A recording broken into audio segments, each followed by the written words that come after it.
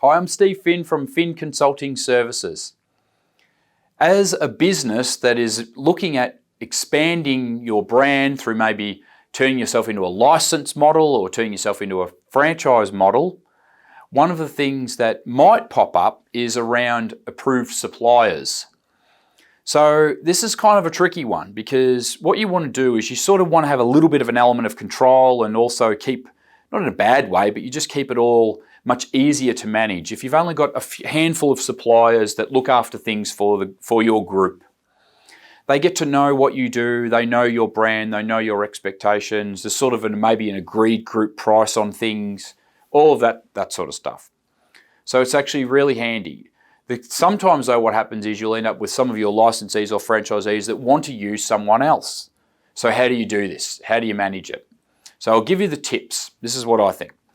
The best advantage you've got is that you're starting now new. So you can set something in stone and say, this is how we do it.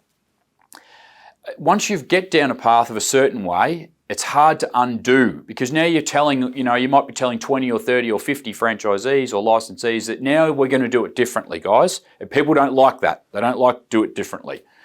They just like it, something that works and just do it the same. It's much easier. So you want to avoid that. But here's some tips. What you do is you come up with a number of suppliers. And it's often better to have a couple of suppliers in each category. What you can do then is you can say to them, okay guys, these are our approved suppliers, you can use any of these you want, no problem at all.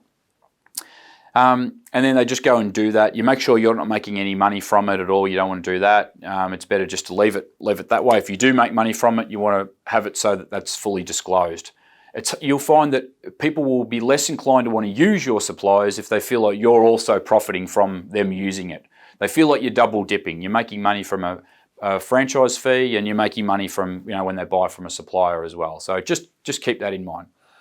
Another way that you can do it is to say, hey, you can use anyone you want, doesn't matter. But from a product point of view, this is the standard that they need to deliver. So I'll give you a small example. Business cards. So you can say, okay, here's the artwork for the business cards and here's the specifications for the business cards. And it's all clearly written down as to what it is. They've got to be this thick, they've got to be this size, they've got to have this kind of gloss matte cover or whatever, gloss cover or matte cover, whatever it is. And this is the way that it's to be done. And then say, okay, you can now get these printed wherever you want, totally up to you. But this is the standard. And as part of that induction process, you say to them, and guys, but what you need to know is, if you shortcut it in any way, or if they do it differently to what's on that spec, we can come in and say, no, they're not good enough, and you've got to throw them in the bin, and you've got to get them printed somewhere else or get them done properly. So that's the worst situation that's going to happen, is we have to come and do that. And we don't want to do it, right? You don't want us to do it. But don't put us in that situation because we do have to protect the brand and we want things done right. Business cards is a basic example, but there could be plenty of other things like, the drinks they have in the fridge or stuff like that. Things that really impact on the client, the customer, and what they're getting.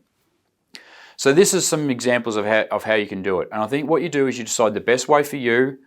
You decide you don't want to be too strict and too so tight on everything that no one then, that people don't even comply.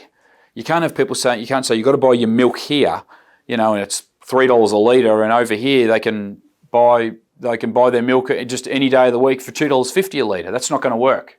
So you can't have it like that. Just keep that sort of stuff in mind, and that's a tip as to how you can manage those approved supplier relationships.